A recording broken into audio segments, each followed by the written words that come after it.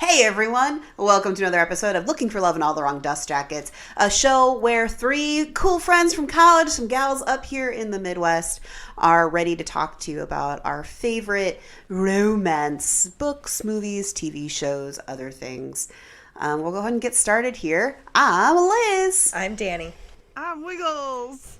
And today we are talking about The Kiss Quotient by Helen Hoang. Okay, folks, before we jump into anything else, let's go ahead and do the usual, not trigger warning, but we swear a lot. We're going to be talking about dirty, sexy times. We're going to be unfiltered and unhinged. So if you're into that, that's cool. That's what's going to happen. If you're not into that, I understand and I respect your choice. Also, a little warning, we seem to be particularly squirrely tonight, so we apologize in advance. It's my fault. I'm sorry. So, before I let this train get too far off the tracks, what is everybody up to? What are you reading or watching or listening to in your life? Got anything, Wiggs? Yeah. This time I really do. Hot damn. Yeah. I have actually been pretty busy reading. I finally finished A Court of Mist and Fury, which is one of the Court of Blood and Blaz by Sarah J. Maas. And that book, I swear to God, for the first half of it, I was like, why do people get, this is the one in the, series where everybody's lost their minds for this series. This is the book, right? I was reading this and I was like, why do we care? And then it finally takes a turn in the third act and you're like, okay, I get it, I guess. And so I do want to read the next books in the series, but I don't know. This book series is so hyped up that my opinion about it, I don't know really how to shape it because I know I don't like it as much as it's been hyped up to, but I do like it. So I don't know. I read this book called Guild, which is on Kindle Unlimited right now. And its premise is, I don't know, this is what it was sold to me as. It was if the King Midas story was sexy. And I was like, okay. And it kind of is that on the surface, or at least it starts out that way, but it very quickly is not that.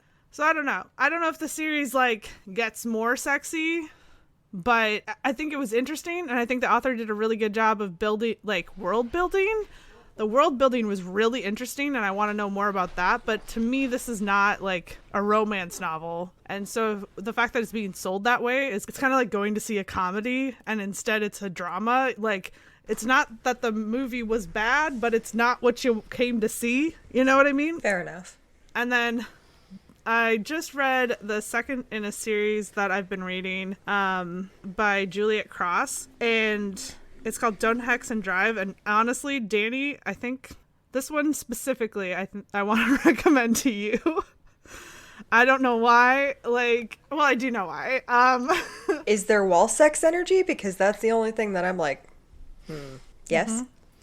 Mm-hmm. I was I know you're shaking your head, my love, yes, but we're on a podcast. Yes, there is. People can't hear you. Okay. I don't want to reveal too much. Well, all you need to tell me is wall sex energy.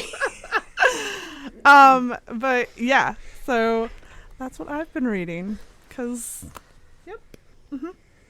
What about you, Liz? Oh, hot damn, my turn. Okay. I have been reading, so I finished What Lies Beyond the Veil by Harper Woods, and that was a dud. It was a goddamn dud. It was 2 stars for me. It, I don't know. It's just the main love interest is too much, and not in a good way. In a, whoa, bro, back off. Yeah. Kind of way. In the, I want to be I want you to be my everything person. You're like, I don't want that. Yeah, it was too much. Then I read Jailer to the Death God by Rebecca Kenney. That was good. This was good.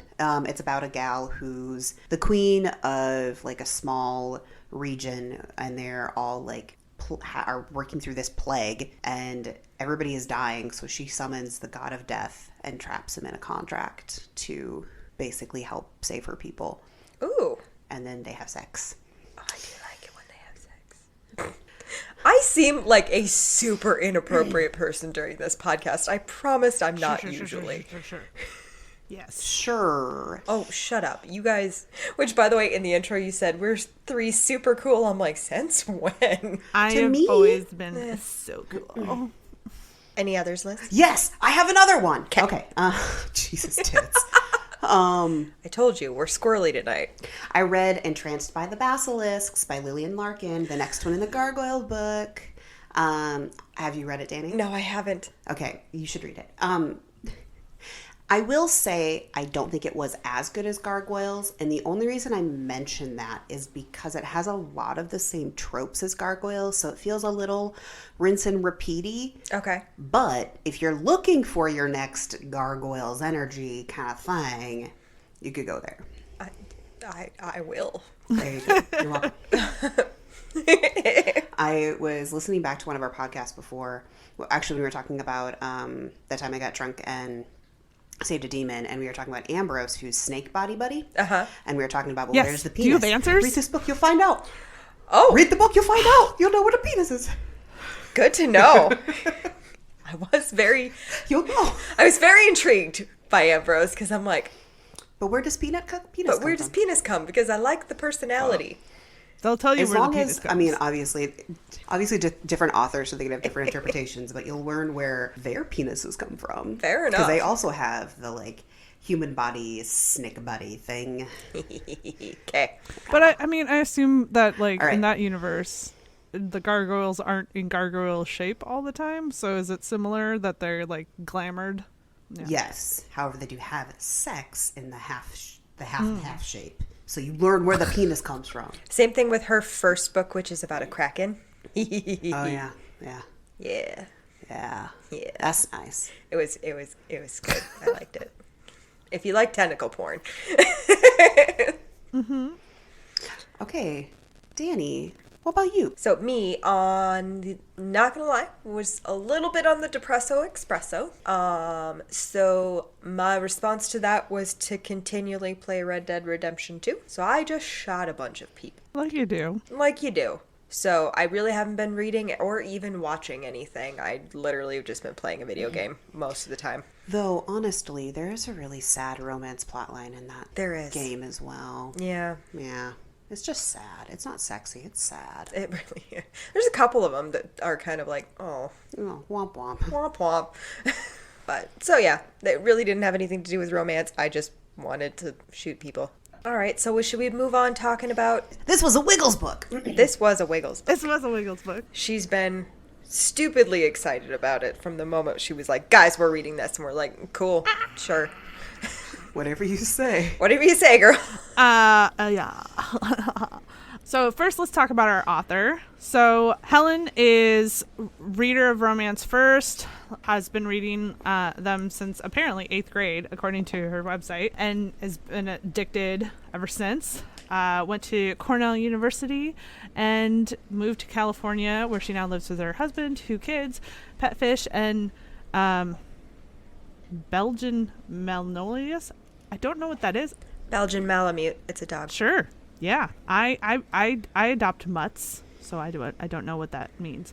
Anywho. It's a little like a German Shepherd. Cool. So anyway, she went through this whole process of realizing that she was autistic. She kind of talks about that. Like, if you go to the back of the book, she has like a little bit of information about that. So you can certainly dive into that a bit more. I'm not going to talk about that too much because I think we'll definitely talk about the autistic nature of our main character as we dive into the book. And she definitely brings that into the characters of her novels. In all 3 of of her books that she currently has out, the Kiss Quotient, the Bride Test, and the Heart Principle, there is an autistic character. The term Asperger's, that's become like very like not the correct term since the writing of this book. So like I'm not going to use it for the remainder of this episode, but that is one that gets thrown out a couple of times. It's funny you said that because I literally told Liz that right before we started recording. That's not the word to use anymore. Yep. Yeah, I mean, and like the thing is, like, if that's the diagnosis that you were given, you know, like that would be the one that you would go to write. But obviously that's not one that we use anymore. So anyway, just kind of keep that in mind if you go into reading this. It was written with that older, out-of-date term. But yeah, so she approaches it from the perspective of somebody who is writing with her own experience in mind, and is definitely writing not to speak over or about other people's experiences, because everybody's experience with neurodivergent and divergence in any capacity is going to be different from each other. You know, she writes from her experience, which is really great, because it's nice to have a character who is neurodivergent and gets to have a love story. So that's pretty awesome. Nice to have the representation for the autism community. Yes. And obviously for the Asian American community, because that is also the background of our author. So that's really great. So yeah. Coolio. So now that we've gotten our taste of the author, let's go ahead and read the back of the book. Yes. All right, so Stella Lane, our heroine, our female lead here, comes up with algorithms to predict customer purchases, a job that has given her more money than she knows what to do with, and is way less experience in the dating department than the average 30-year-old. It doesn't help that Stella has Asperger's, or that French kissing reminds her of a shark getting its teeth cleaned by pilotfish. Her conclusion? She needs a lot of practice with a professional, which is why she hires our escort, Michael Phan. I believe that's how you pronounce his last name. With the looks of a K-drama star and the martial arts moves to match, the Vietnamese-Swedish stunner can't afford to turn down Stella's offer. And when she comes up with a lesson plan, he proves willing to help her check off all the boxes, from foreplay to more than missionary position. Before long, Stella not only learns to appreciate his kisses, but to crave all of the other things he's making her feel. There's no-nonsense partnership starts making a strange kind of sense, and the pattern that emerges will convince Stella that love is the best kind of logic. So yeah, let's talk about the Kiss Quotient. Yeah, where do you even want to start? There's just so much. The one thing I want to say before we get started is I am not as versed in autism or understanding, and so I just want to make sure to put like a personal disclaimer out that if I say anything that anybody at any point in time could be construed as not correct, not correct. Yeah, something like that. That has never been my aim. That never will be my aim. I certainly love all the sorts of inclusion that are here, and so yeah, I just want to put that out there. It's from lack of understanding, not not any malice whatsoever. Right. Like, I did not know that term that we are not using now for the rest of the podcast was no bueno. Yep. I did not know that. I learned that from TikTok. Well, I mean, the biggest thing is, and granted, like, I'm not an expert, right? I don't, I'm just going to leave it at that. I'm not an expert. The thing in understanding autism is that when you think about this spectrum that is autism, it's not a binary spectrum. It's more like a spectrum of color, and so there's so much variety therein of how it impacts the person who has it positively and negatively. And so everybody's experience with autism is so varied, and that's the thing that makes it so hard to put in a box. Absolutely. So yeah, it's why it is a spectrum, because everybody is a little different. And that's what makes them unique. Mm-hmm. They're not the only thing that makes them unique, obviously, but of course, it's part of what makes them unique. Yeah. One of the things a lot of people are coming to terms with, especially women, is that there are a lot of people who are realizing that they didn't get diagnosed from a young age and are now just realizing that they actually are autistic. and that they've just been masking their whole lives. And so that's also adds a level of complication because they've been spending their whole lives masking. There's a lot of different ways to describe essentially hiding things about themselves that would identify to people who could test for that they are autistic. And so Absolutely. And women especially have a harder time to get diagnosed with both ADHD and autism. It presents differently in women than it does in men, which makes it a very hard diagnosis. yeah. Well, and if I understand correctly, it's also partly because when we do our initial studies and investigations, we typically use male patients, Correct. which leads to very skewed understandings of things. Absolutely. As far as I know, I am not autistic. But when I was diagnosed with whatever I have, and I say whatever I have because I don't know, because my parents like took the file of my diagnosis and like put it away somewhere and said, we're not dealing with that anymore for a lot of reasons, in part, but because like when you get diagnosed with a learning disability as a kid, it wasn't helpful like it is now. Like they were like, oh, so you're going to have these potential challenges, so these are the ways we're going to address it, right? A rational fucking response, right? Back then it was, guess what, your life's gonna fucking suck and here's why. And so my parents being teachers were like, this is not helpful, this is just demotivational, what the fuck. Like the things that I was told, for example, that I would never be able to do. I would be a terrible drawer and I would have terrible penmanship. My parents were told that I wouldn't be able to drive a car. What? Yes. Like, Who the fuck told you wouldn't be able to drive a car? I mean, like, sorry, go ahead. I also have an ADHD. Like, I don't know what you're diagnosed with. Obviously, neither do you. But like, I have an ADHD diagnosis, and I can do fucking everything. I haven't been medicated in forever, and that's. I was medicated all through school, but stopped after that because I don't really like the idea of taking those medications. Well, some people do need them. And they do. And I'm nothing against the people who do take them and everything. Right. I just didn't like always being on them. They also greatly affected my appetite.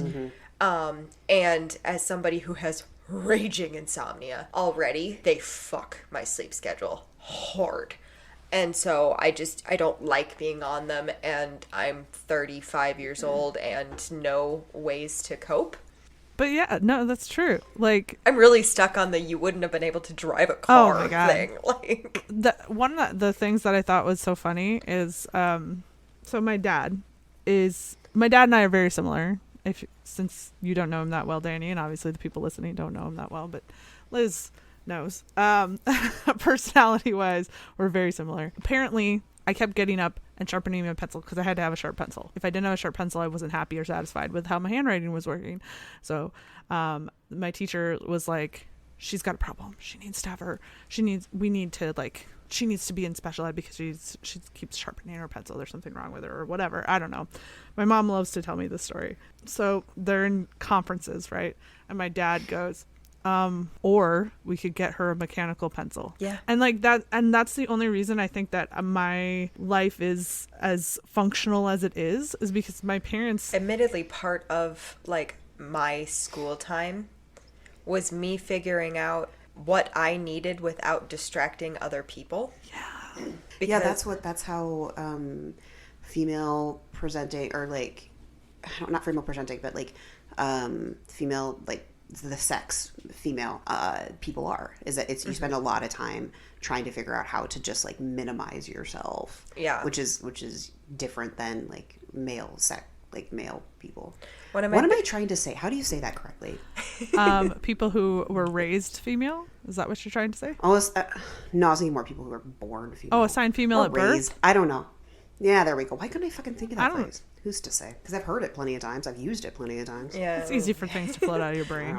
One of the things that I did the most was I would move my leg, jiggle my leg up and down because I needed to move, or I wouldn't be able to like stay in the place if I couldn't move. So if I just did my leg, it wasn't as distracting for other people around me. I wasn't disrupting anybody else, but I was still moving. The only person that it bothered was my mother.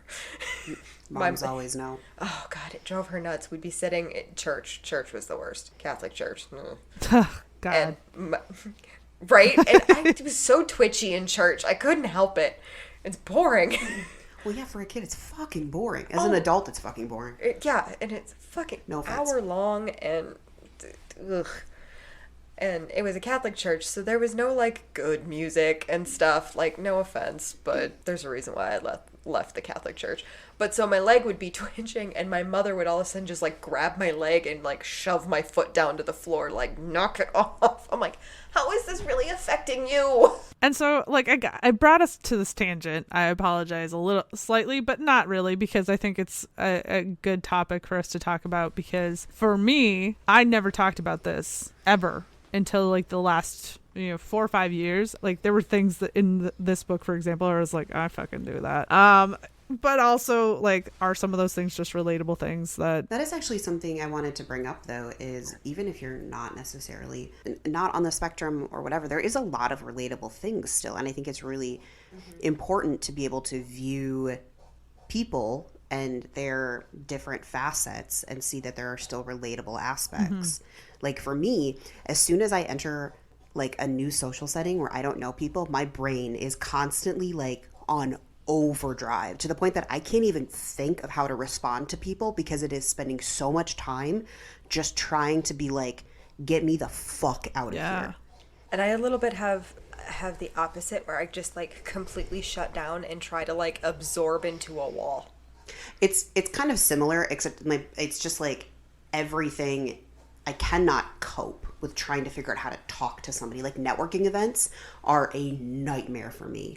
I just shut down, and I'm just, and if I can't leave because it's like, you're required to be here for the next 2 days, I'm just like fucking blue screen / panic. It's like blue screen panic, blue screen panic, blue screen panic. So I totally got that from this book. So, how do we like our heroine? I like her a lot. Are there some things about her that I could never? Yeah, but I think that she's so much the type of person you kind of like wish you could be, but then you realize you're like, no, I will not wake up tomorrow morning a half an hour early and work out. And she's the one who does. I like her and don't. I have a lot of secondhand embarrassment for her. I realize a lot of that has to do with her need for things to go exactly the way she wants them to and everything because of the fact that she has autism.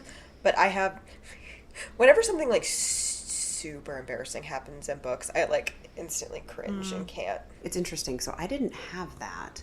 I didn't get any sort of like secondhand embarrassment. I loved the descriptions of her like not being able to handle situations. I don't think I would ever have the ability to express to another individual as I am like getting dirty with them or whatever, that I'm like that uncomfortable. And I don't mean that in like a bad way, because like with my husband, absolutely, I'll fucking tell him all the time. But I mean somebody that you just met, even if you are paying for them, I mean, like she is with Michael. But that alone, I wouldn't have been able to work up the courage to pay somebody for sex. Oh yeah, no, absolutely not. If I could find a website, that would be the biggest thing. If I could do what she did and spend like hours of researching and find a website that like I could trust, 100% I could. 100%. What she did is a little, she did a lot of research. It could be extremely dangerous. And so that's where I'm like, eeh. But yeah, I am happy that she like figures out ways to like express her concerns about things or her discomfort in things. She did have moments where like she needed to trust him more to express what she, like, for instance, when they're at his mom's house and like the TV's up all the way and they're playing an untuned piano. And I have been in situations before where I have felt insanely uncomfortable though. Same. And no goddamn way in hell am I telling anybody. Yep. Like it doesn't happen. There are situations like that where it's like I feel insanely uncomfortable with family, my own, and I'm not going to say shit. I'm going to find the easiest way to leave. You know, or you just like bear down and you're like, I just got to do this for 3 more hours. I just got to get through this. I just got to get through this. I just got to get through this. And you're just like, let me find an opportunity to take the batteries out of that fucking kid's toy when they're not looking. Like, I just... Right. Yeah. I've totally done that to a super totally annoying kid's toy before. I'll just like slip the batteries out of it at one point, and they'll be like, "It stopped working. Oh, I guess it's tired." Yeah. So I don't have issues with loud noises, but I do have issues with sounds. And the issues is I cannot stand mouth sounds, and I cannot stand it. If I can hear you eating, like it is, I would imagine nails on a chalkboard don't bother me, but like I would imagine it is equivalent or worse than that. Same, actually, the like super sloppy eating. If I can hear you chewing, or if you're eating cereal and I can hear you crunching, I have to like leave the situation. And honestly, when I do that, like when that happens, I'm just like, I'm gonna get up and go use the bathroom, probably a weird amount of times at dinner, because I just need to like reset my tolerance. So I definitely get the like overload of noises. Mine are just different. So like in that scene, I felt it in my brain. I was like, you need to go now, lady. I need to go. As soon as, so I once again, listened to it on audiobook. And as soon as, by the way, this podcast is ruining my Audible like thing.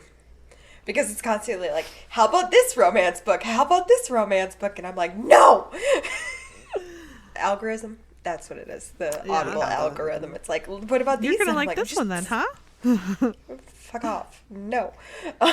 But after I listened to that scene, I literally was like, and we're done with this for a bit. It stressed the fuck out of me. A break.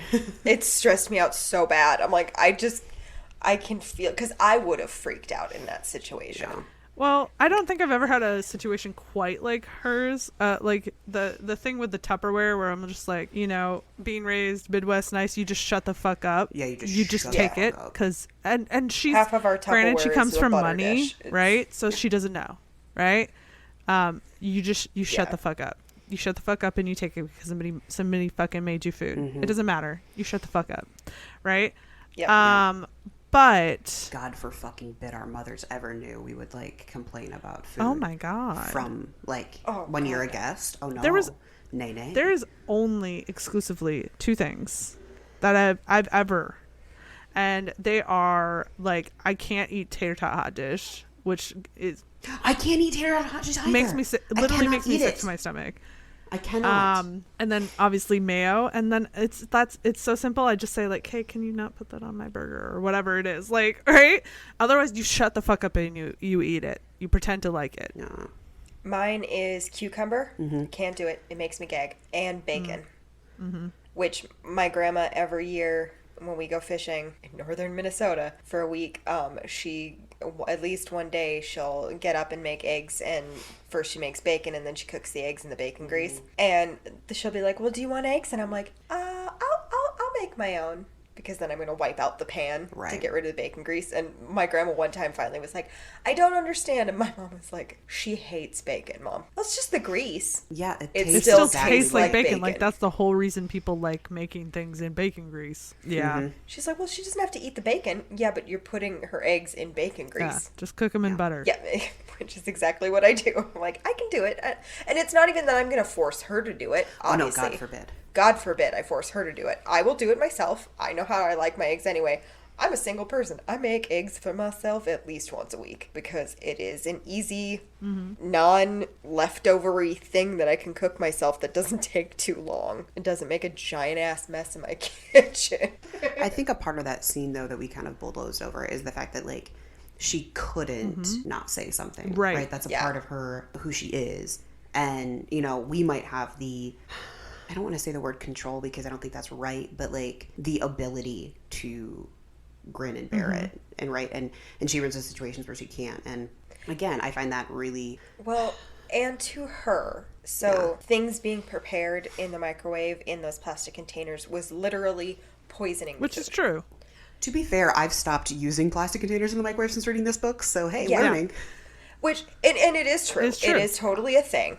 I know it is. And it wasn't necessarily that she, I don't know how to say this, she's also concerned for their safety. And that is a big reason why she couldn't just let it go, is she in her mind, I mean, it is true, but it wasn't going to kill them that second, you know, but in her mind, she needed to protect them, and that's why she couldn't not say anything, because they were poisoning themselves, is what her brain was doing. And I totally get that. Well, and it's that compulsion, again, right? It stops Yep. being, okay, this is really bothering me, and starts being, if I don't say something, I'm not going to be able to just sit here and not say something. I have to, right? Mm-hmm. Something terrible will be happening if I can't. If I don't say something. Well, and I've seen some really shitty takes, because I've since I was so excited about this book, I was like, I wonder what everybody else thinks. And I've seen some really shitty takes that are like, she made his mom cry. She's a terrible I'm like, you shut the fuck up. You shut the fuck up. Because number one, she went and apologized immediately afterwards. Yes, she did. Yeah, my Midwest ass wouldn't be doing that. I'd just be like, I die now. And now I die. I was like, I would crawl a hole and die. I'm sorry. I guess I'm moving states. So. Can never talk to you again. Can I never will interact with you evaporate again. into the pits of hell. I can't. And she takes ownership of things that technically really weren't her fault. Some of that was not her fault, and some of it was Michael's fault. Some of it was. Oh, 100%. Oh yeah. Who invites somebody on the first time they're meeting, the family, to a loud, obnoxious, overwhelming situation like that? It's actually in my notes. I'm like, Michael, what the fuck were you doing? Yeah, why didn't he warn her? Even if she wasn't autistic, warn them. So uncomfortable. Right? Oh my God, yeah. I'm sorry. Without that added factor, I would be so fucking uncomfortable being brought into that situation. The whole time I would be like, please, God, deliver me from this situation. People talk all the time about not wanting to meet the fucking in-laws, and you want to bring this random chick that you are sort of being paid to have a relationship kind of thing, Right? Weird setup with, and you think that's okay to just slam your entire family at her? What? No.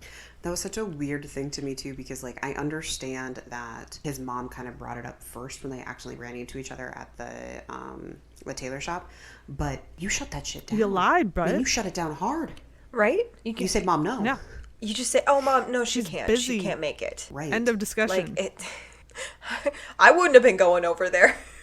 And even if Mom was and I think she maybe was in this book, well, what about the next day, whatever. It's no, we are not to that point yet. And that's that. She didn't know this was our shop. Otherwise, she wouldn't have come. Yes. Ma'am, mind your We've only business. been seeing each other for a little Okay. bit. Yeah, but okay. Oh, God. And he has so many siblings. It's true. He has 5 sisters. I couldn't even keep them all straight. I don't remember how couldn't many there either. were. No. I couldn't remember who was who, but I think there was 5 of them, and I'm like, oh my God. I know they just kept talking about Janie a lot, which I didn't get. I understood once she met Janie because she was also going into economics. But before that, I'm like, why do you guys specifically bring up his one sister? What for? Maybe she's the next book. She's not, I don't think. It's No, Damn, Kai okay. is it's the cousin. the cousin's brother. Pretty sure. Yeah, that cousin. What's the cousin's name again? Shoot. Quan. Thank you. I was like, God dang it. Brain. But okay, let's talk about Michael. Let's just talk about him. I think we're there. What'd you think? Well, okay, before we fully dig into Michael, you did look up the pictures of the actor that's referenced for him, right? Yeah, and I didn't like the actor referencing. Whoa. I thought Whoa. In the book, Did you I was look just up pictures of him from Wheel of Time? No. Yes, I know who you're talking about, and he is very sexy. I've watched Wheel of Time. I wanted to fuck him in the book, and then when they cast him as the actor, I was like, yes, I was right when I read the book. But what I'm saying is, I don't like reading books where they reference other people to be it looks like this person, because I'm just you're making a really big assumption that I know what that person looks like, and also just describe it to me. Just fucking describe it to me. Yeah, I don't really like that either, because I didn't look up the guy. Look, if I have to do fucking work to read your book, I'm not here for that. A Google searches work for you? Shut up. I have mixed feelings on Michael. Same. I love how patient he is and how just kind of wonderful he is with Stella. But I don't like how he just insta loved her, or at least insta liked her. That felt weird. I also don't and this isn't a Michael thing, this is an author thing. I hate it when people write characters who, especially in first person, who are yeah, but there's that one thing holding me back. and then they never say it. They never describe it to the audience, and they just keep repeating, oh, but you know that one thing. I just can't fall in love with you because of my dad, and then just never explain it until the very end. And I'm just like, but that's not how a person thinks. You're really taking me out of the narrative, especially the first person narrative, when you say like, oh, I just wouldn't do that because of my dad's thing. Yeah, I just would. It just like he doesn't explain it until a lot later, and it's like, well, he wouldn't think like that. He would be like, I wouldn't do this because my dad did this. Right. You know, I wouldn't do this because my dad also took advantage of women, and I don't want to be like him. You know what I mean? It's just like, it just feels very forced, and it just takes me straight the fuck out of it. Makes you a little mentally itchy. I didn't like it. I feel you. I will say though, like, I think that there's a lot implied, so I wasn't surprised. I wasn't surprised where it was going. Well, that's what almost made it worse, because it's like you specifically held this detail from me, I'm assuming for some sort of reveal, and then when the reveal came, I was just like, okay, all right. Yeah, there was I no guess like. I didn't feel like she was hiding it so much as just like wasn't overtly saying it, like wasn't just hitting you on the head with like, hey, my dad's a shitty guy who took money from my mom and abandoned her. But that part she was. Like, the dad came up a lot. The way the dad treated the mom came up a lot. And yet she continuously just didn't say the details of it. And so it felt very like, why are you telling me this? But then stopping. Like, you're like, oh, but this thing. And I'm not going to tell you what it is. And I'm like, okay, that's not why I'm reading this book. Just tell me what it is. The part about that dynamic that I didn't like was that it was constantly like, well, I'm not going to be with you because I don't deserve you. That aspect of it. And it was sort of like, okay, like it was always like, she deserves to be with somebody else. Who? Right. Like, you claim that you're like so into her, right? Who is this imaginary person you have in your head that is like going to be so good to her when you've seen how she shuts down? She's shutting down that way because people have treated her like shit in the past. Mm-hmm. Like that's how people treat her. Mm-hmm.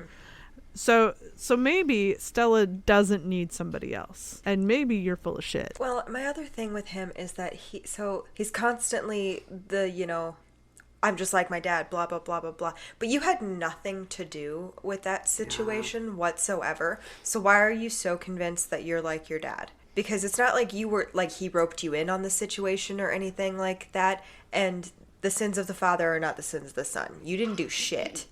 So why are you... In fact, he did the exact opposite. He gave up everything. Yeah, he gave up everything to go help his mom. Mm-hmm. So, like, why are you so convinced that you're like him? I will agree with you there. There needed some nugget of something where he either did act in that way or was behaving in a father-like son kind of way. Yeah. And then, we needed some of that.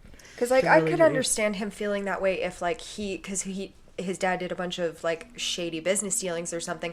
If he had been like in on the business dealings, not even really knowing what his dad was doing, but still like attached to the business and not noticing or something, I could see him feeling guilty about that.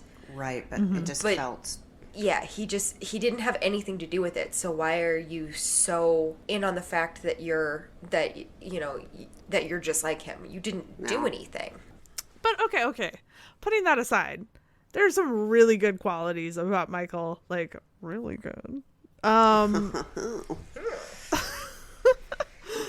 Like, I mean, for starters, obviously he's described very cute. And I know you said you don't like actor comparison, but like the actor who he's compared to is hot, very cute. But putting all that aside, like from the very beginning, the way he treats Stella is better than, like, I'm just gonna come out and say it, he treats Stella better than any guy I've ever been on a date with. Oh yeah. Full stop. Like, it just facts. Do you think that's because he was being paid to, though? Probably. Yeah. Like, let's be real.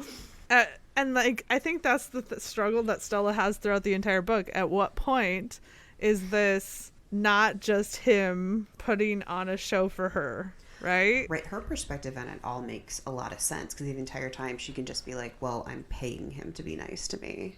Well, and that's a big hang up for her is he likes her a lot. He wants to actually be with her, but in her brain, he's only doing it because she's paying him.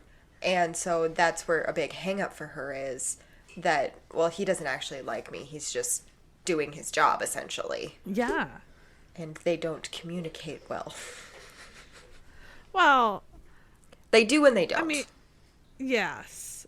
I think that part of the problem is with their communication is that there's always going to be the block of like Stella doesn't want to push him too far, right? Because technically she shouldn't want him, I guess, beyond a certain point, because then she's like pushing into the area that's beyond what the parameters, the boundaries, if you will, of what's been expressed as being okay. And then, from Michael's perspective, it's the same. It is very similar of like, if he goes beyond what is contracted, he's not just pushing Stella's boundaries, he's pushing his own, the ones that he has established to keep himself safe. And so, yeah, they have bad communication, but it makes sense. Versus I've read so many of these books where it's just like, they have bad communication just for the sake of having bad communication, Yeah. Yeah, no, I definitely get that. And it's a pretty common thing with the, like, fake relationship trope, which is one of my favorite tropes. I do love, like, a fake relationship or, like, an arranged relationship. Like, we're doing this because, not because we actually want to be together, we're getting something out of it. It's one of my favorite fucking tropes. But it's pretty common for the communication or the miscommunication to come because they're like, well, but I might be getting feelings, but I know the other person isn't, so I need to like stop myself. I don't want to get hurt. Yeah. Mm-hmm. Okay, so I saw this TikTok a little, I don't know, a week or so ago, where the guy was asking ladies, would you rather have a guy who's experienced and knows what he's doing, or a guy who is inexperienced and fumbles the ball, right? Implying we're talking about sexy time here, right? And I think that Michael in this book is obviously one end of that spectrum. Like, right? Like, he's got this experience that he calls upon in this book over and over and over again of like, oh, well, this isn't working. Let's try this. And I think that is part of what makes him very appealing. If you like take the emotional aspect out of it, is the idea that there's somebody who knows enough to read the situation and go, okay, we're going to try this now. And like fixes the situation. And he does that really well with Stella. And I think that part's a lot of those parts are really great. I do also think, though, like, I get Stella's perspective of it, which is because you've been with so many people, you being Michael, know what it's like to have, like, a good sexual partner. And so you're just trying to be like, well, I want to be good, too. I want you to like me, too. But obviously I want somebody who's experienced. Like... Absolutely. My only thing with... I'm going to be fumbling through it. I don't need you to as well. That's true. My only thing with Michael is, like, he's very experienced, and I understand that Stella's not, but after a couple of weeks of them, like, constantly boning down, it is not spicy. It's not. He doesn't do a lot of, like, super experiencey shit. It's pretty vanilla. Yeah, I mean, it is. I guess I really enjoyed the, like, exploring each other and, like, exploring each other's boundaries and trying to figure out how it all works.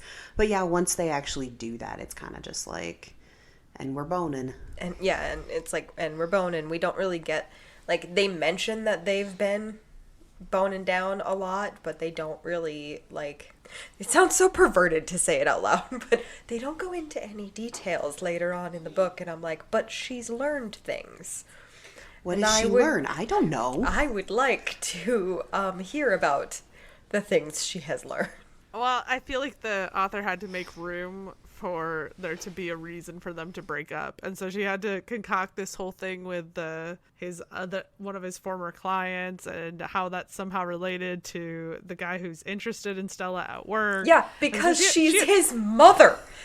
Yeah, like And so she had a lot of like things that were taking up book space there to fill that. But no, I hear you. Like you had a list. We didn't see the full list. That's all I'm saying. Yeah. Didn't that whole reason feel unnecessary? Like they could have just broken up because the time ran out and they were like, okay. Yeah. And like just didn't communicate as you would in that situation. That's another secondhand awkward. embarrassment moment for me. Was that part in the like country club or wherever that they were at this like fancy schmancy party. And like, okay, here's the thing, lady. I also have a big problem with like his former client and everything. Like, you are in the middle of a party full of rich ass fucking people, and you pretty much just announced to the entire party that not only that Stella's boyfriend and date is a gigolo, but that you also use gigolos. Well, I think it's interesting to like the rich poor dynamic, because that's just another example of like rich people being like, well, I own you. Yeah. Like I have enough money that I own other people. Well, I was just going to say there's another obstacle to their relationship, and that's core to this book, which is classism. It's integral to the fact that Stella's got wealth and comes from it, and Michael doesn't at all, and is in debt and has all these other factors he's dealing with. His mother is in major medical debt because of her diagnosis, and so they are literally from different worlds.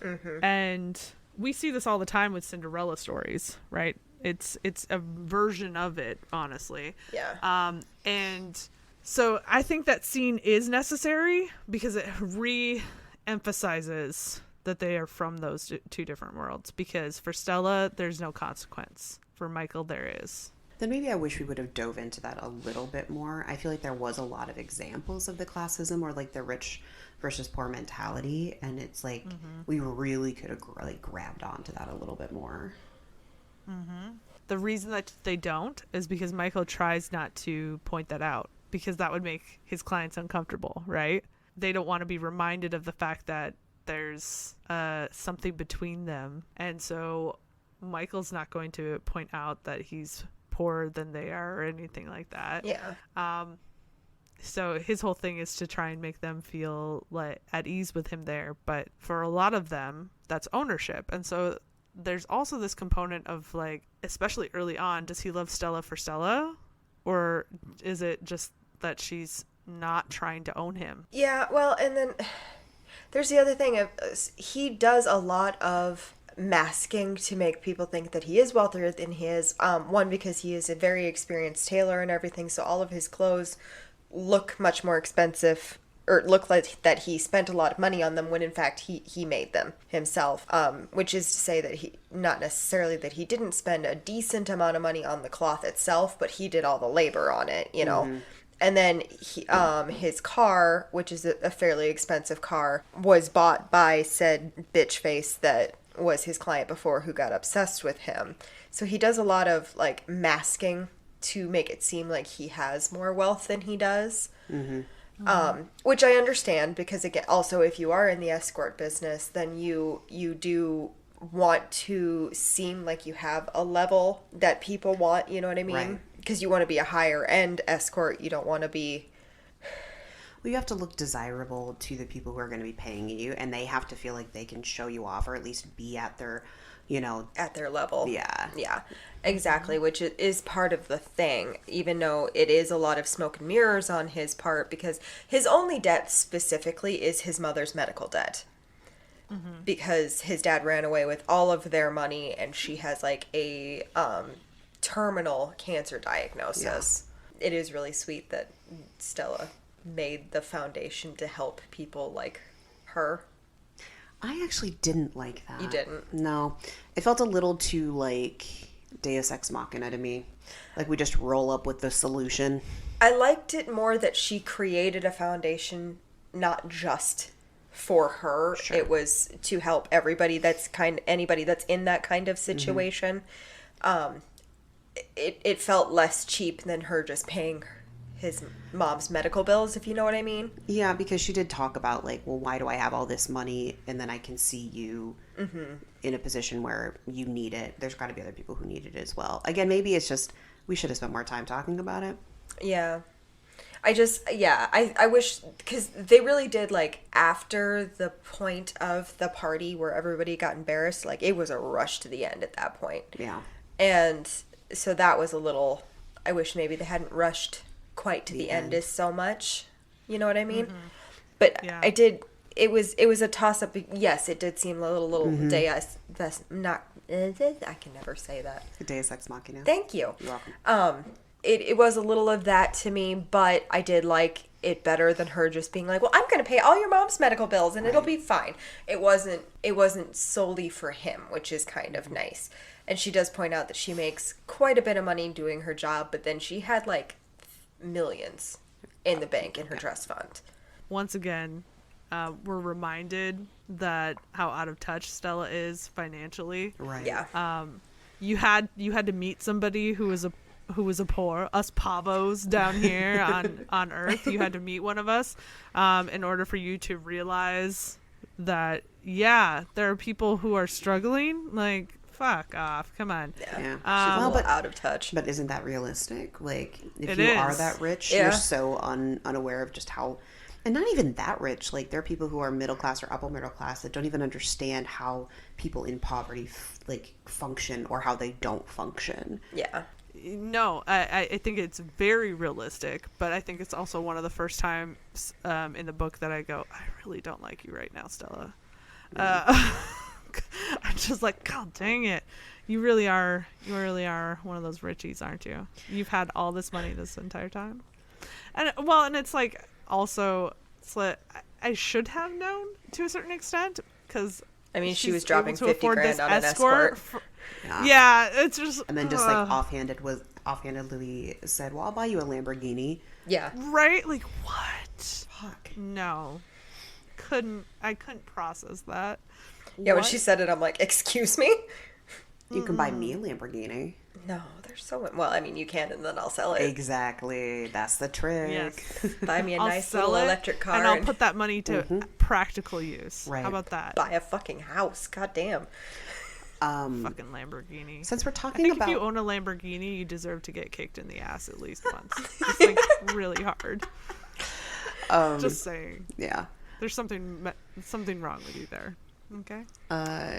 We are opinionated, aren't we? Well, it's our podcast. We can do what we want. It's our party and we can cry if we want to. No, as we're talking about the end, I do want to say I did not like the get back together.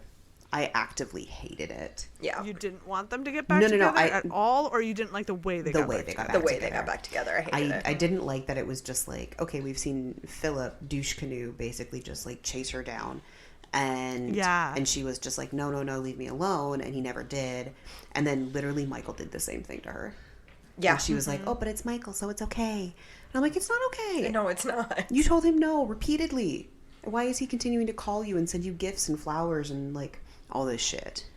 Absolutely. Yeah. No. Oof. Honestly, how I would have ended this book would have been a little bit different. I would have liked to see them had more time apart and Stella have more time to grow into herself now that she's like developed this confidence, you know, Yeah. in herself, and try going on dates and going, this isn't great, and like, but or having one or two that are like semi-successful, and by semi-successful I mean like, you know, maybe she has a partner sexual that encounter or she's something. sexually comfortable with, right?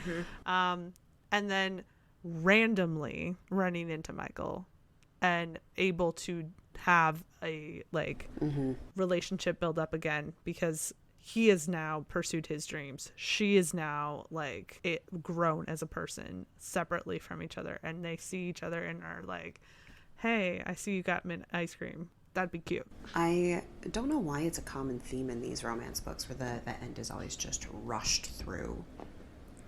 Yeah, because she spent a lot of time on them, like, building their relationship and everything in the beginning. And then when it falls apart, like, it's not long. Yeah. Maybe two. A week, maybe two, that they're fine and back together. And I'm like, oh, eh. Well, Well, I think that's the trope of that's like one of the biggest tropes of romance novels, is that it has to end happily and it has to end quick. The book that I recommended to you at the beginning of the podcast, Danny, don't hex and drive. It was mostly good. The biggest problem I had with it is it happened over the course of like 2 months, and they were like, at the end of it, they were like, finally we're together. Finally, what? Who are you talking to? Yeah. To be fair, when I was reading Entranced by the Basilisk, it was kind of the same thing. I'm like, wait a minute, you're like all committed and already? And I get the whole fated mate thing with some creatures, but I was like, that bitch is human. And even though maybe she got maybe some fucking shit going on supernaturally, but at the end of the day, she ain't got no fated mate. I mean, at least with gargoyles, that happened over the course of months of them actually, like, physically living together for her safety. Right.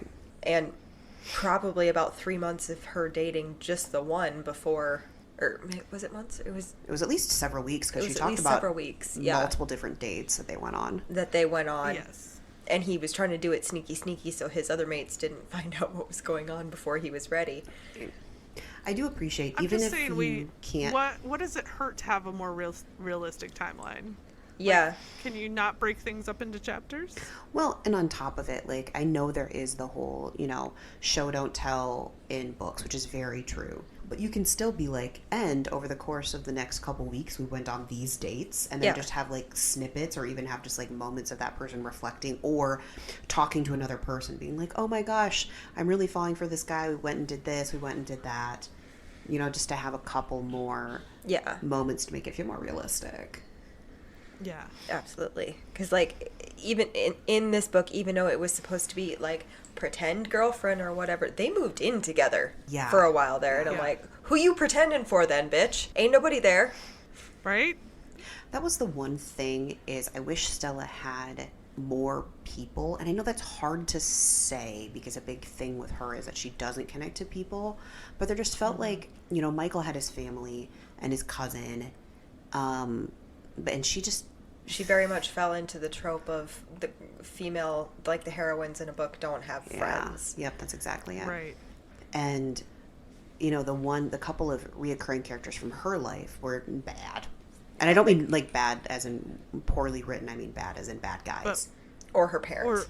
Or were not supportive. Yeah. Like, her parents, I'm sorry, like, you could tell that they were doing the best they thought they could, maybe, I guess. I'll give them that credit. Well, and they're very proud of her. They clearly love her, but... Was there, like, a weird undertone that, like, her parents were also somehow on the spectrum? Because her mom, like, flip-flopped. Like, she was one person at the beginning of the book and a completely different person later in the book. I definitely got that vibe. Okay. Same. My reading of it was that her mom was high masking autistic. Yeah. That's what I got it as. Like, that's what that flip meant to me. That's what I got too. Maybe I'm wrong, but that's how I read it. The other way you could possibly interpret it is when you see her in the beginning, nobody's around. It's just like her and Stella and her dad. Yeah. And so, like, she's pressing Stella to go on dates. She wants, all of that, as moms do. My own mother has done it. But the only other time you see her is in that very public situation. And so the way you could think of it is she also could have just been trying to mitigate the problem that was happening in that moment, the embarrassment that was happening in that moment. I more think about the fact, like, when she took Stella aside and they, like, had a real heart-to-heart. Yeah. Mm-hmm. And I was like, you don't seem like the same person that we've read about. Yeah. Like, why are you nice all of a sudden? That's what I'm talking about as well. I also kind of push back against this idea that it makes sense that Stella wouldn't have anybody. That's not true, though. There are many, many autistic people that have a small, well, I'm not necessarily doesn't necessarily have to be small, but, have a group of friends that truly understand that, you know what I mean? Well, and that's kind of like what I was thinking too. I mean, you could try to write it off as it's because she's just so, like, socially inept, but I'm like, but she's not. She's really not. I don't really even think that it's written that way because of her being autistic. I really don't, because she seems perfectly able to then go bond with Michael's sister. Yeah. Right, exactly. Yes, So yes. it fits more in line with the typical romance novel trope of like, we're gonna absorb you into our family group or this family hate that. unit. Yeah. I hated it as well. Yeah. But I'm pretty sure that that's more the what's happening here. It has I don't think it has anything to do with her being autistic. It has everything to do with wanting to show her being absorbed into that family. Well, to be fair, though, I did love that family. Oh, Like, yeah. His oh, mom. fuck, his True. grandma. Oh, his my grandma God. was so funny. She literally met her with, like, a giant pair of, like, hedge trimmers in her hand. Mm-hmm. Trying to cut a branch off of the thing. I love how she's just like, so you're gonna do this Yeah. now. She didn't know her. She didn't know that Michael knew her at that point. Like, she was just a customer walking in to get her dry cleaned. And I totally felt that, too, in my soul. If some little old lady came up to me and was like, cut that down, or even, I don't even know how she did it. It Anybody. was something like that. If somebody just like accosted me Yeah. with like shears and was like, you're gonna cut this, I'd be like, I am? what? I guess Okay. I guess I guess I'm am. cutting this. It's Now, very like, Midwest I of us. We'd Yeah. be like, okay. Well, especially, especially if it is a little old lady, because I'd be like, well, I guess you can't, and I suppose guess I I'm doing can. this. I can do it. I mean, sure. I'm in heels and a pencil skirt, but I'm more capable than you are. You look like you're 100. right? With, like, her dry cleaning hanging off of her arm. Right? Yeah. Like, God. I that moment felt very realistic. Yeah, I know. I was like, I feel that in my soul. If some little old lady was like, do this now, I'd be like, okay, I Yes, guess. of course I will. Sure. Of course.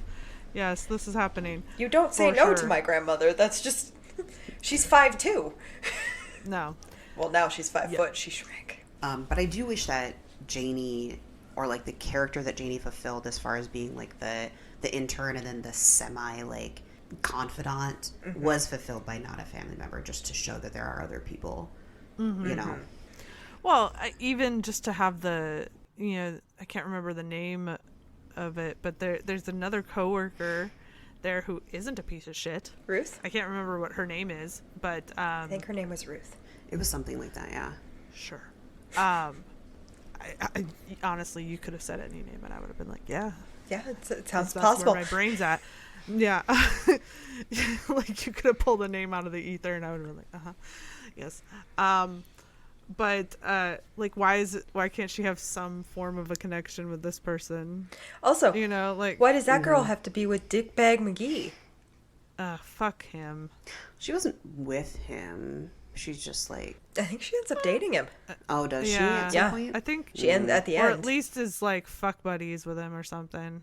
He is like, that was one cringy part in the beginning of the book where Philip, this dickbag McGee guy, comes in and is like, immediately is like, so they're at work and he goes and knocks on our office door and is like carrying a box of condoms and they're talking about, and like he's basically bringing up like, well, you're not getting any, you should get out more. Oh my god. Yeah, I know. I was And- like, ew.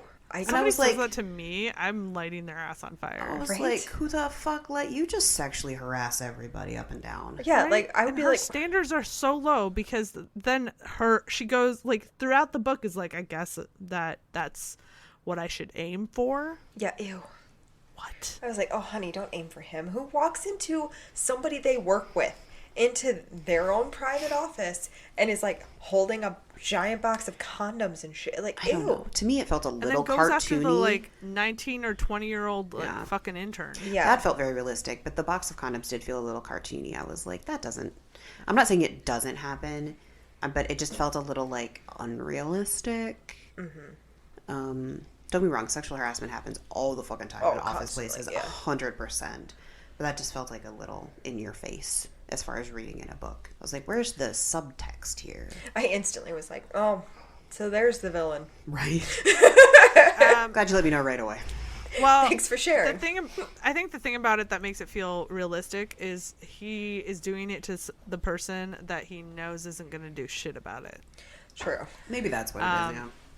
Yeah, like the people who pull shit like that specifically are looking to exert power, And, Oh, yeah. and it usually has almost nothing to do with like sexual attraction or anything like that, and it's about a power play, and they want to be able to like exert themselves to people, and so they're looking for somebody that they either know that you're not going to say or do anything, or if you did, no one would fucking believe you.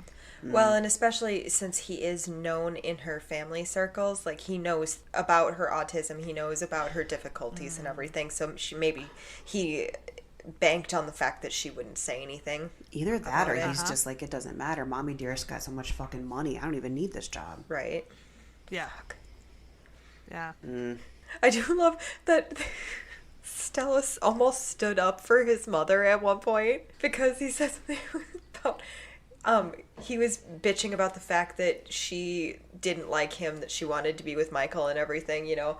And he was like, he was with my mother, Stella. And she was like, yeah? And he's like, she's old. She's not that old. I was like, okay. On one hand, I'm like, yay, go Stella, because his mom can't be that old. And obviously she still looks good. Right. Like, she's described as really beautiful. Mm-hmm. But on the other hand, I'm like, you don't have to stand up for her, Stell. After she did The battle you need to fight. You don't need to fight this battle for Right. her. She a bitch. But like at the same time, I'm like kind of appreciate the fact that she didn't tear down his mother when she is clearly pretty, and you know she's probably even if in her. She wasn't pretty, obviously, but Yeah, but I mean she's probably in her 50s, like late 50s. That's not that old. no, not at all. Okay. Until I'm 50, We then say it's as ancient. we approach. We are not approaching anywhere near 50. Thank you very much, Wigs. Well, Raise your hand if you're closer to 40 than 30. Fuck off, Liz. Just because you're the baby. so yeah, I was literally going to say, Because we need to can we get. get back to this book? Okay. Let's talk about the sex that does happen, Okay. because there are some really good bits. There are There's some good bits. Yes. Like some of it, like obviously at first is like very stutter start, because one of the things that Stella does is she shuts down because she's had so many bad experiences. God, that's like a terrifying prospect, isn't it? This idea that you would like get in there and just freeze. Absolutely. But like to a certain extent, I certainly have never gotten to that point, but I've definitely had experiences where I'm just like, well, let's just get this over with. Yeah. Yeah. Yeah. I felt that deep in my soul. Damn you, Wiggles. I'm sorry. I just go ahead. I was just going to say, I kind of liked the stutter stop aspect of it. Obviously, like, reading through her trauma, kind of, like, maybe be a good way to describe it, or just, like, hesitancy was interesting, but also just, like, the stutter start, the, you know, constantly, like, start, stop of the sex scenes was, like, it kind of got me, like, you know, revved up, so when they finally had sex, I was like, and we got there! We did it! But also, like, okay, so this is something that I couldn't agree with more, and like this is one of those things where I was like, you're triggering a part of my brain that I didn't know needed like to light up. But like the smell thing, I was like, I 100% relate to this. If somebody smells bad, I'm just done immediately.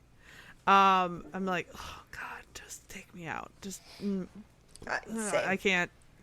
Disgusting, to the point where like the last guy I was seeing, I stopped seeing him because he smelled bad. I'm not kidding. Oh, what?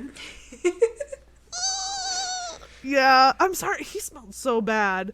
Oh no, it would have been a deal breaker for me too. Yeah, for me too. I also got the cologne thing because there are some smells that are very like physically triggering. Yeah. Like there's a specific type of like vanilla musk that like if I smell it, I actually start to get sick to my stomach. Like I will straight up get ill. So I got that for sure. And like I'm not overly sensitive to like perfumes and stuff like that, but like my mother is. Like we weren't allowed to have any like scented candles that weren't like vanilla in the house, which is part of the reason why I hate the smell now. Right. But it's because she can't handle it. So yeah, like the smell thing is really accurate, but also the like being attracted to someone's smell also really accurate. And so I think her being like settled in by his pheromones makes really a lot of sense to me. But to me, the part that had me, that I will be reading probably again, if we're just gonna be straight and honest about this whole business, was when they were checking the eating out bit off of the list. Wow. Like the first time when she stopped? No. The successful attempt, if you want to put it that way. Just the things, the way he was like, his phrase was something like, why don't you let me put us both out of our misery and let me do it? Do I need to look it up? I'll look it up. I don't know what necessarily line you're referencing. I'm just remembering him being like, I can see that you really don't like this. I'll stop in a minute. And she just like keeps moaning and stuff. Yes. And he's like, oh, but you really want me to stop. Okay, I'll stop. Just one more second, please. Yeah. Yes. Just a little bit longer. Just a little bit longer. Oh God, that whole bit. It was nice. It was nice. That's all I'm saying. It was nice, that little bit. That was good. But still, I will say, not enough tail action. There was not enough tail action. Step up, Michael. What the hell? Grow a tail and learn how to use it. Oh my God. Excuses. That's all I'm seeing is excuses. We are forever going to be obsessed with tail action now. That's a you two problem. Don't rope me into. Well, we're the majority Don't then. rope me into your nonsense. I mean, if you have a prehensile tail, what are you doing with it? Yeah, You know, like what's the point? So useful. Oh God. Another part that I really liked was when she was deciding, okay, we're not going to do anything more with sex anymore. I just want to be taught how to like have a healthy relationship. And he was like, I don't know about that. That's not really the thing that I do. And so he thinks it over, whatever, and the next time they like meet up and start discussing it again, you have the moment where Michael says to her, so you don't want any kissing? And she says no. And he says, okay, so you don't want to be kissed, like talk it through. And he's like, okay, so you don't want to be kissed unless it's by somebody who, the next person who's going to kiss you is somebody who wants to kiss you. And she goes, yep. And he just immediately kisses her. That was really cute. That moment was like, yes. Yeah, that was a cute moment where, and I liked it, but at the same time, I'm a dead, heartless soul, so things don't make you go, aren't so cute. You don't to me. get the moments? Not as much, no. I do. You're not a romantic? No. I am why do you think I like wall sex energy? I mean, Because I like some wall sex energy too, but I also like moments. No, it's not something I desire at all anymore. And so I think that's why I'm just like, Fascinating trio of people we met. There's Wiggles, who I'm pretty sure is here for the romance. There's Danny, who's here for the smut. And then I'm just like, kind of in between both of you, I think. Yeah. Well, and when we started this podcast, this was not where we thought this was going.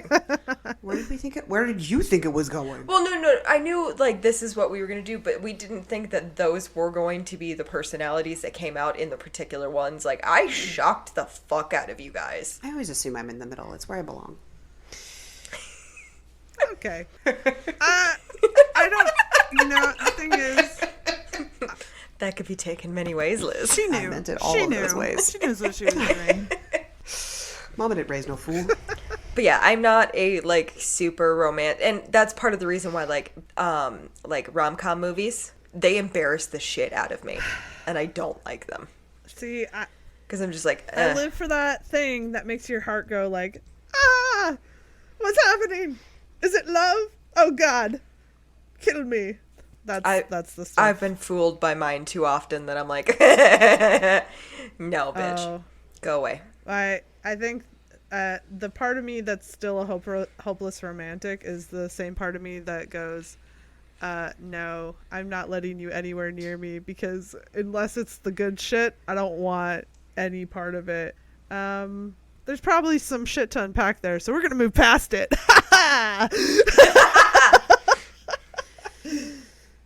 Yeah. No, Liz, I see you thinking. You got thinking face on. So instead, we're gonna talk about.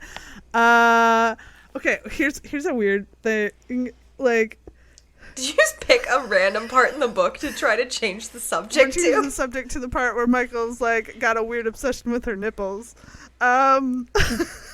He did say she has porn star nipples. It was weird. What does that even mean? What does porn star nipples I think it mean? means that they're always I've seen- erect. They're like always perky. I've seen enough. I mean, like, I've seen enough porn to be like, I should know what that means, and yet I don't. I mean, I agree with Wiggles that it's probably that they're like always, but like everybody's are that way when you're turned on. And that's what nipples do. And when you take your shirt off for the first time because they get cold. Yeah, they do. My cat tried to pierce my nipple. I mean, he seemed convinced that it was special, I guess. Maybe he's used to older nipples. Do your nipples no longer he go does poop? like older women. The older you get? I don't know. I don't know. know. Mine still go poop. You're not older. Older than you, bitch. Forever and ever. God damn it. How did I insult her and simultaneously make myself stand there? Okay, but like porn star nipples aside, I do really love that Michael understands Stella and not like, oh, he's the one that gets me, but the author really explains like why he understands her. Absolutely. Because of his cousin. And like that's made very apparent right away. Yeah, no, he notices the things about her. Well, it takes him a hot minute. It is Quan who notices it first, but right. After he thinks about it, it's like, oh yeah, like she has sensory issues and all of this stuff. Because like when you're neurospicy, sensory issues can be very overloading. Oh, and she has like really good coping mechanisms for them though, but she doesn't hide them, which I appreciate. Like her issues with like clothing textures and like smells and stuff. And I think that really does speak for the times a little bit, because like I have sensory issues when it comes to textures and clothing and stuff. And I didn't know how to explain it when I was younger. Like, I don't like socks because I don't like the noise they make when I pull them on. It's a weird sensory issue, but like, how do you like as a little kid in the 90s, how do you explain that I don't want to put socks on because it makes a noise?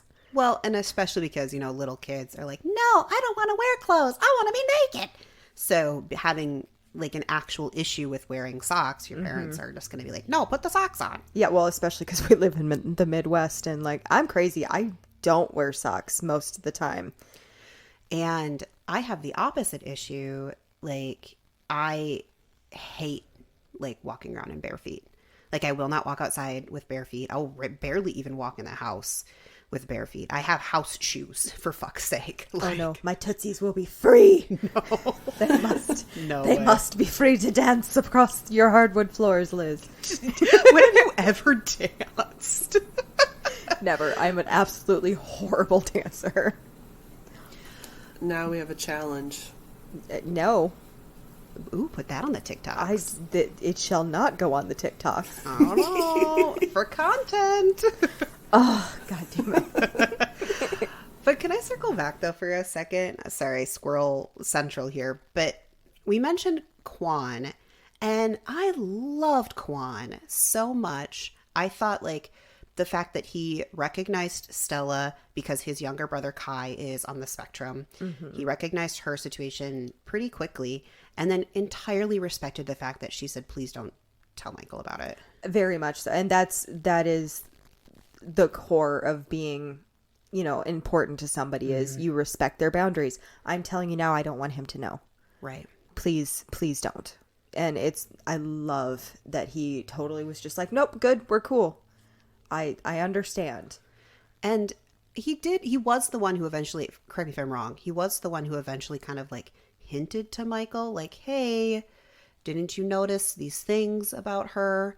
But that was like after they broke up and stuff, right? Yeah, and I think it was more in a like it was kind of a she didn't tell you thing, I think too. Mm-hmm. You know, and so like it was one of those, well, you dummy, like you put her in that area and didn't warn anybody that's in the house that she has issues with certain things, because his family, like, I don't have noise issues all that much, that I was getting uncomfortable reading it. Well, yeah, we talked about like how even somebody who wasn't on the spectrum would be uncomfortable in that situation. So what the fuck was he doing? I don't know. I don't know. I mean, there is the argument that like he's around it so much he probably didn't even really realize and notice. Very true. But I would have definitely been ready to claw my own eyeballs out along with my earballs. Yeah. But all of that aside, I think like, I think that they ended up okay in the end. Yeah, I agree. This would definitely be one of those couples that it would be interesting to see several years down the road where they're at. Yeah, absolutely. To see how they've, because you learned how to navigate those things with each other too. Mm-hmm. Yeah. It is definitely a learning process. I mean, it's for any couple, but you learn how to navigate the certain idiosyncrasies about your person. Right. Something I'm not entirely very good at doing, but that's because I'm single and there's a reason. All of that aside, I think that kind of leads us to the end. I think so too. So let's go ahead and talk about our ratings.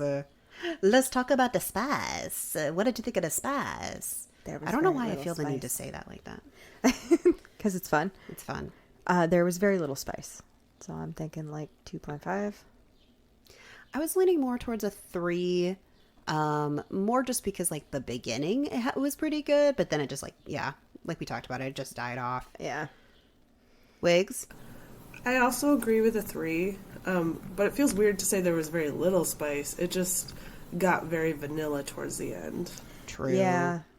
Very true. I want wall sex energy. I've said it once, I'll say it many times. What about the romance then? I go with like a 3. I mean, they got there. They got there in the end. It was decently good. I feel like a 3 as well. Maybe a 3.5 for me. But that's where I'm sitting. So I guess I would go with a 4. I think that when they were together romantically, it was really healthy and sweet and kind. Even though the beginning was pretty much lust and the end was...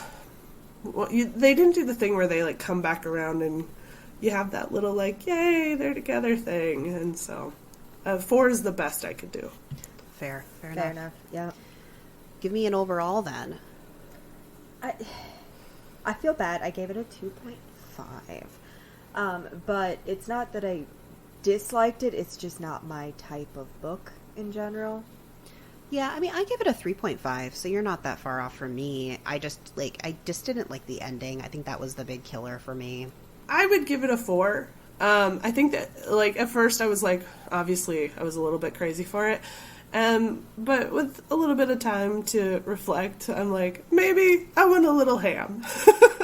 That's understandable. Yeah.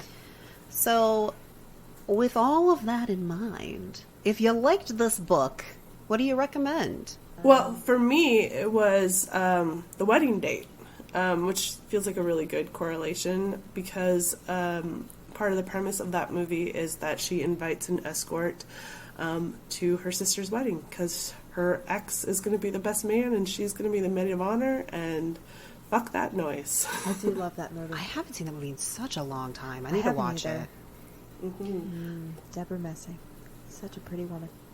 I said The Soulmate Equation by Christina Lauren, which I've said before, but I think this time it really, really fits because it's a woman in STEM. She's got interesting family dynamics. There is a fake relationship. So there's just a lot of correlations between the two books. So mine's a little bit of a cop-out. It's Love on the Brain by Allie Hazelwood. I just see the correlations because they're both women in STEM. They have their idiosyncrasies and everything. The main character in Love on the Brain isn't autistic, but she has her things and everything. So that's just where I kind of go with that. No, I think that works just fine. All right, folks. Well, that brings us to the end of the Kiss Quotient by Helen Hoang. Thank you so much for listening. If you liked this episode, please go find us out on the socials at Wrong Jackets on Twitter or Wrong Dust Jackets on TikTok, Instagram, and Facebook. Otherwise, you can go to our website, wrongdustjackets.com, or you can leave us a review, a rating. You can give us recommendations. That's yeah, okay. you can. That's true. You Yeah. can also send us recommendations for things that you would like us to read. Anyway, thank you so much for listening. We appreciate your time. Bye now, y'all. Bye. Bye.